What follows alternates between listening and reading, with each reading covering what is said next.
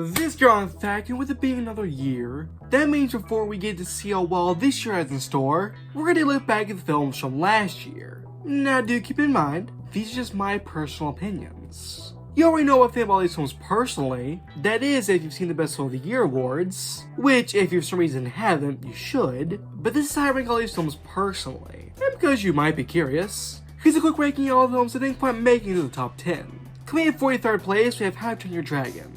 In 42nd place, The Running Man. In 41st place, we have Plankton the Movie. In 40th place, we have The Monkey. In 39th place, we have The Electric State. In 38th place, we have Tron Ares. In 37th place, we have Elio. In 36th place, we have Wicked for Good. In 35th place, we have Hard Eyes. In 34th place, we have Love Hurts. In 33rd place, we have Wolfman. In 32nd place, we have The Day There Was Blood by Looney Tunes Movie. In 31st place, we have Death of a Unicorn. In 30th place, we have Until Dawn. In 29th place, we have Clown in a Cornfield. In 28th place, we have Paddington in Peru. In 27th place, we have Mickey 17. In 26th place, we have Wallace and Gromit, Ninja's Most Foul. In 25th place, we have Ninja 2. In 24th place, we have One Bell After Another. In 23rd place, we have Anaconda. In 22nd place, we have Sinners. In 21st place, we have Fascination, Bloodlines. In 20th place, we have Novocaine. In 19th place, we have a Minecraft movie. In 18th place, we have Mission Impossible: The Final Reckoning. In 17th place, we have Ballerina. In 16th place, we have Good Fortune. In 15th place, we have The Naked Gun. In 14th place, we have Jurassic World Rebirth. In 13th place, we have Avatar: Fire and Ash. In 12th place, we have Zootopia 2. And in 11th place, just barely missing out of the top 10, we have Predator: Killer of Killers. Beginning the top 10, coming in 10th place, we have Predator: Badlands. I still can't believe we got two Predator films in the same year, and that both of them were great. I also love Killer of Killers, but I did like Badlands just a tiny tad bit more. This takes the Predator franchise in a new, different, unique direction. We have a door for more possible action-adventure stories, alongside with the action horror stories. That's really well done in different action. I love seeing the expansion of the Yautja species and culture, instead of that iconic Predator gore. These effects look great, practical and CG. A really interesting alien world with all sorts of fascinating creatures. Well, yes, it was great and I loved it. I'd absolutely love everything. There was an unnecessary animal sidekick. The voice of exposition took some warming up too. But overall, this was a great film and a great Predator film. I like what sets up for future films. But with its box office, I'm not sure if I actually get those other films ever explored. But of course, I'd love to see it. Coming in 9th place, we have Five Nights at Freddy's 2. This movie definitely wasn't loved by everyone. By fans of the games, including myself, did happen to like it quite a bit. It definitely was different quality from the first film, but I still did overall enjoy it. I think it incorporated more lore from the games in an overall understandable and digestible way. I also liked how it changed the lore with better fit of film adaptation. I also like how it incorporated some game mechanics and some game in a really nice and natural way. I think it played the first one that wasn't scary enough, and this does up the spook factor. And so they should focus more on just animated and actual scares, but it definitely does improve on that factor.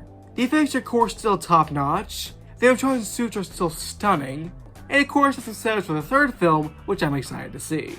Coming in 8th place, we have Guillermo del Toro's Frankenstein. Guillermo del Toro worked his magic again.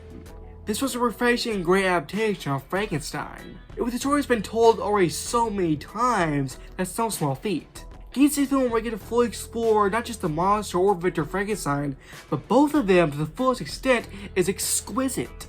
And that's a large part of what makes it so refreshing. Getting to see a story fully fleshed out and explored in every category.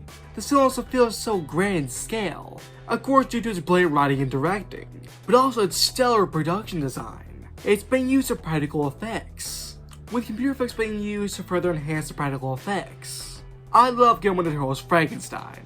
Coming in 7th place, we have Good Boy. This was an indie film that got very popular and for a good reason. For one, its concept alone is incredibly unique. A horror film from the POV of a dog? That's new, refreshing, and different. There was really ultimately be a better short film than a full 1 hour and 13-minute film, but the world is for nothing. It's made into a great full-length film that I absolutely loved. This film is ultra suspenseful, due apart from the incredible acting of Andy the dog, and the impeccable sound design. With a budget of only $70,000, this was an incredibly impressive film. It was suspenseful, emotional, and incredibly unique. I loved it. Coming in 6th place, we have Black Phone 2. I feel that the Black Phone was not needed. It was a really good horror film that a lot of people really loved, and the sequel just seemed unnecessary. But it turned out not only not to be a great sequel, but a smart and clever sequel that I actually prefer to the first one. I love getting more of this world and characters further expanded. The supernatural elements are doubled down and actually furthered in an interesting way. The new snowy sand is stylistically lovely and refreshing. I would love to see a third film in this complete trilogy. But as it is, I love Black Phone 2. Coming in 5th place, we have Weapons. Weapons ended up being one of the horror films of the year, and it's clear why. Weapons is an incredibly unique and one-of-a-kind film. They use its horror elements as a great metaphor for addiction, while also having plenty of horror goodness. It's very ambiguous in many aspects, maybe a bit too much for some people, but for me I can get enough of it. Weapons is a great film that is bound to go down as a classic, and of course, I loved it. Coming in 4th place, we have Superman.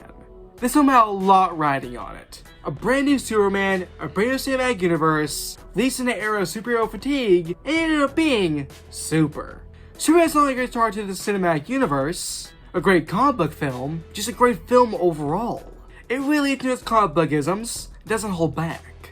It's wacky and crazy in the best ways possible, while still having strong characters that does take itself seriously enough for you to be legitimately invested in. Its action is perfectly tailored to fit Superman.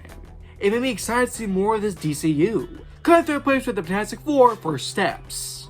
The MCU has slowly started bringing itself back up, and this is no exception. First Steps is not only a great modern MCU movie, but it's a great film period. One of the best comic films ever made, but it's also one of the most different.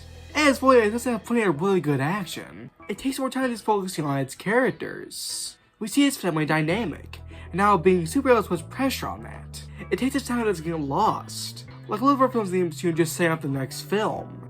My 3rd favorite film of the year. Coming in 7th place, we have The Long Walk. Cinematic adaptations can be hit or miss. Last year was a great example of that. I didn't like The Monkey very much. I really didn't like The Running Man. But oh boy did I love The Long Walk.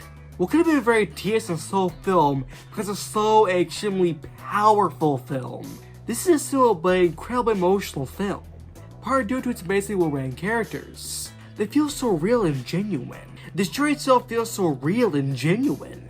Every acting step is really felt. It feels as though you're in this with these characters, experiencing what they're experiencing.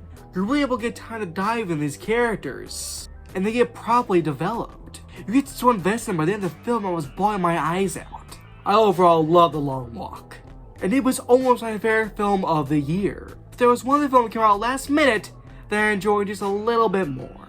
Coming in 1st place, we have Marty Supreme. Marty Supreme came in last minute and now became, in my opinion, best film of the year, my favorite film of the year. It's always fresh to see a likable but still engaging character. A character that will go to any means necessary to achieve his goals. Marty's a fantastic character, nothing short of impressive. A character like this is not easy to craft, but was crafted well with flying colors. It's a dramatic, nice, and even-paced film. I loved Marty Supreme. I think it was the best film last year, and my favorite. 2025 had a lot of just okay films, but the standards it did have were absolutely good at some of the best in history. And these are my 10 favorite films from the bunch. But let me know in the comments below, what were your top 10 favorite films 2025? And what did you think of mine? Also, if you enjoyed this video, you should like and subscribing. Bye guys for now, bye let's go on Thacker.